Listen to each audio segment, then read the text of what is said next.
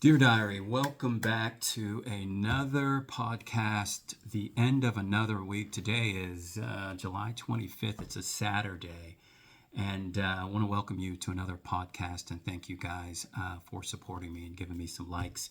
New podcast, so there won't be that many likes just yet.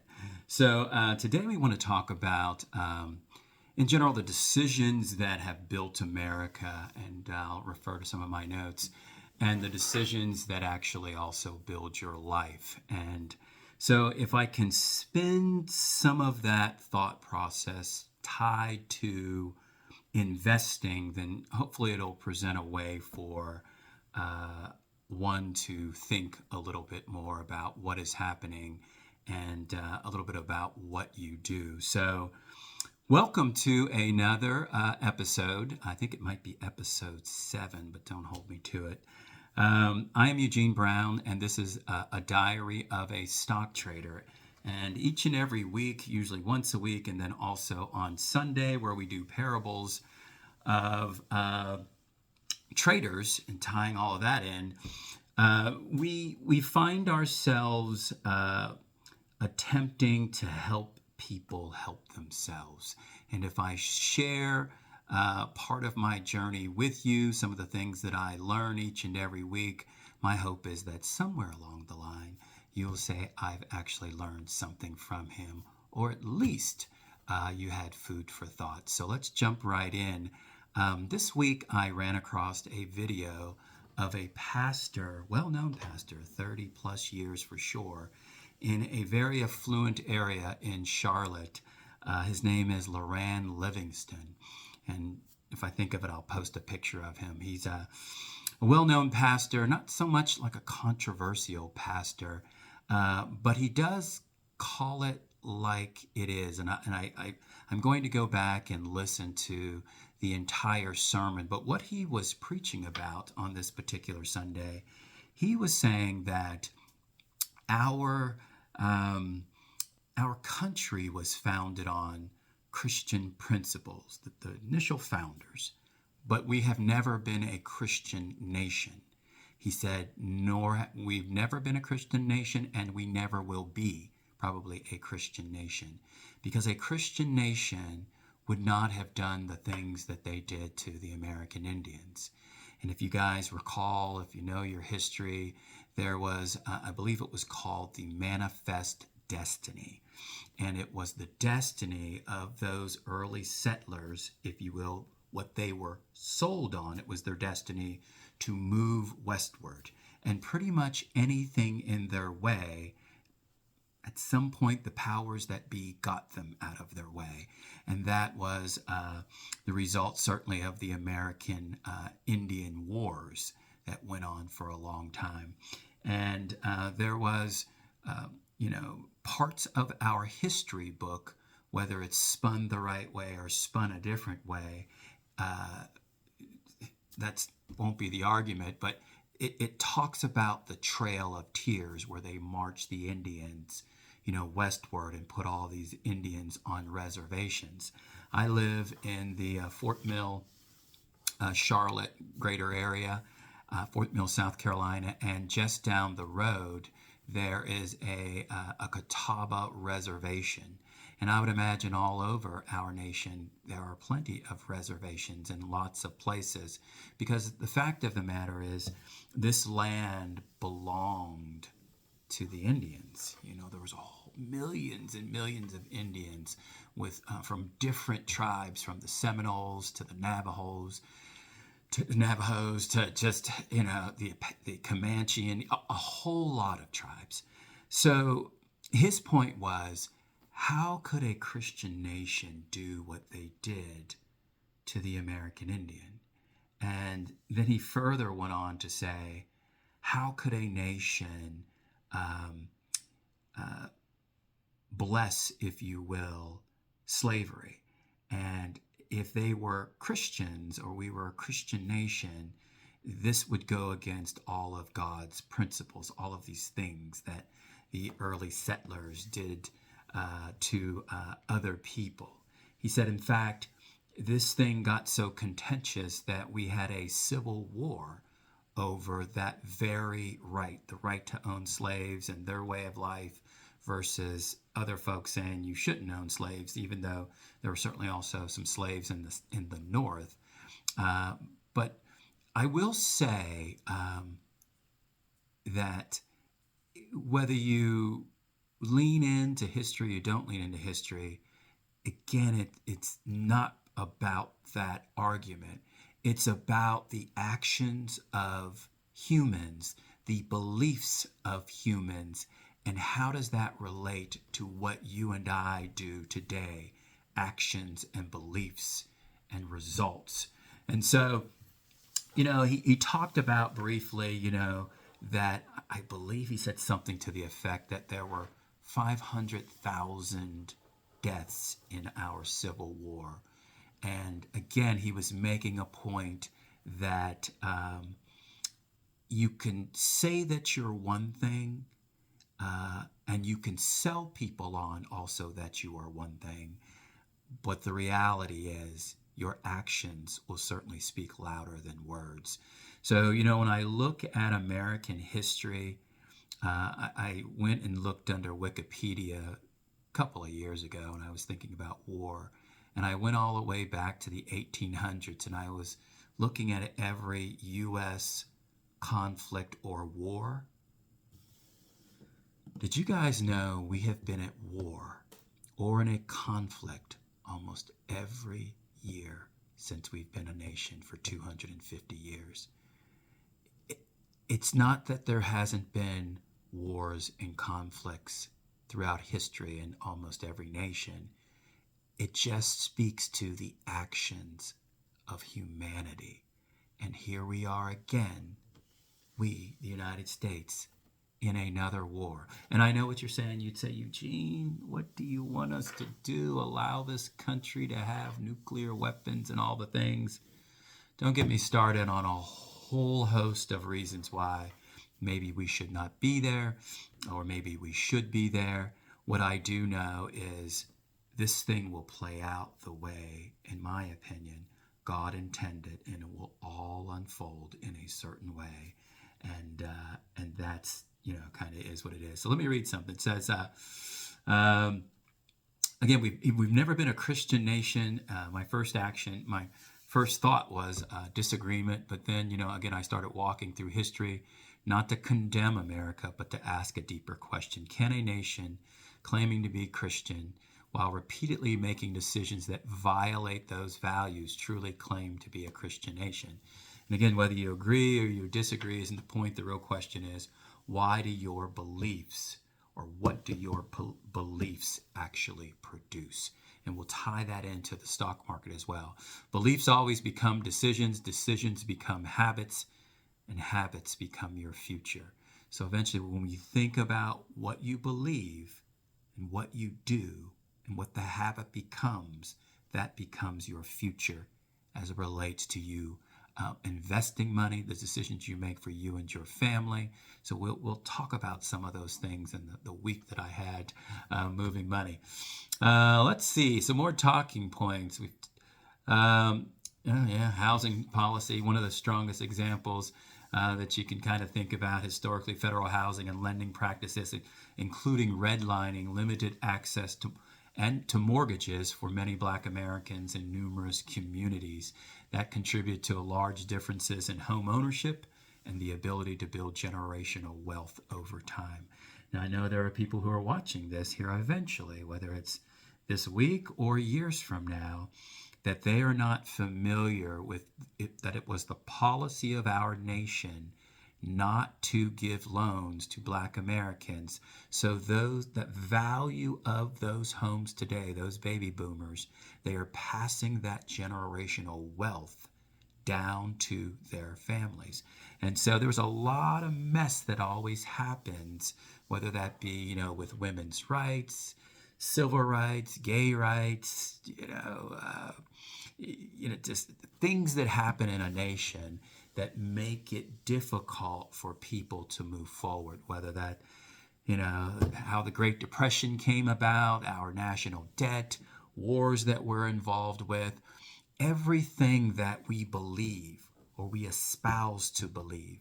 Everything that we are sold on, they'll put it on CNBC News, Fox, CNN, every channel that, hey, this is the problem, and here is what is being done by our government or in our community. You have the side that is for it and the side that is against it. And when you believe in something, it is a very powerful thing.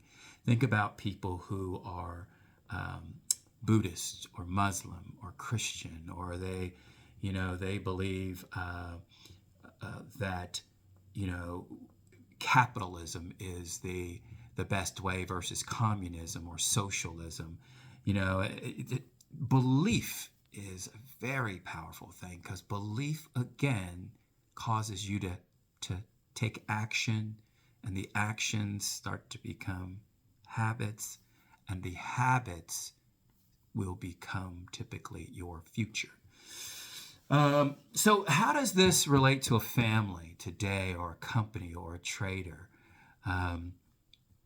Every day when I dive into the market, I have a belief that I will execute trades that will eventually be profitable, and at the end of the day, I will have made money. Now, why do I believe that? I believe that because I have a history of producing those results. For you guys that don't know, it's the first time you ever saw a video. I took a little bit of money and turned it into a lot of money. Should you find that you're interested in learning more about what I do, there's a link in the description box, and you can go to my link tree. So I have a belief and a track record that tells me I'm capable of X. And so the more I do that, the stronger that belief becomes. So my belief and my track record and my actions, they continue to produce the habits that you're going to need in the stock market to consistently become a profitable trader. And when you do that, that consistency of making money will eventually show up in having me and my family and your family having an opportunity for you to have a more secure future. So again, beliefs, actions, habits, future. So with the stock market, the week that was this week, 3 days profitable, 2 days unprofitable, and not a great day. Friday, the market was giving back, and I like, because of my habits, to fight against it. So there was a lot of buying and selling throughout the day, even though the market was coming down, and I was aware of that. There was some ebbs and flows. It was coming down, snap back up, and then resume its fall. And so what I've told my clients over the last 5 weeks is that there has been a rotation to more names that are safer than some of these technology names, these chips and AI stocks, and all of those folks, all of those names. There's a rotation out of them. Let's take we won't take a quick look, but if you look at some of the names like AMD, MRVL, NVIDIA, NVDA, if you look at Rocket Labs, RKLB, ASTS for Astro Mobile, take a look at Wolf, WULF.